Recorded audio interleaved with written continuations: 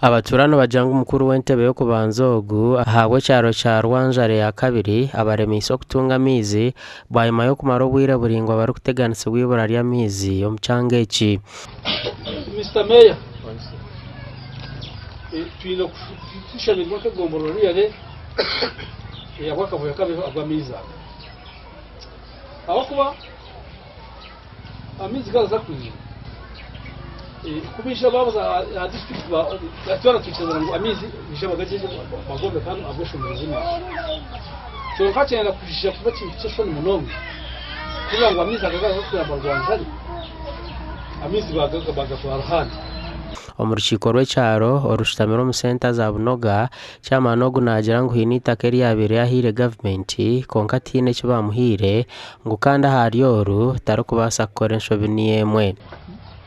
konka kwemera bakayikayo enduri yabaho tuje twakurana urukiko banjuma kubanjumire na kabando kwanga naho mbahire nayikondo naho nitaka ryanjye kambaho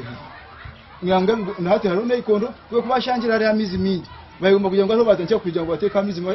bashyiraho uki ubutaha kurugirira umu ministry na n'aba district kwabere bapimire bakashanga ngamizi gine kubanika komoka ahitaka iri ya chairman LC1 nawe yashanga mu conditions eziriho zimwabere atakazetegerize kandi byo twantu tuganira turebe twantu tubasa kubitungira umubazi kubata amizo mu itakarye we yaza kugobera nkahi kurugirira har cyamanogu mugarura Moses government yashemerero kumushashura ninga ekamukorera mizige wenka abone kuba hitaka nasigaza na nyobona n'abahire nkitaka ya busha amisa gomu kandi teka cyakampera busha nanye kibenke cyo kugobora nuko bwa nyuma ya Kimana kuko ugamba nayenda warebe nagobera mu nkayi bwa nyuma yo kugira ngo abasitamire nawe ninjira ati baganire nawe kurunje kugira ngo bamushabe bo bakenda kumugema bugema.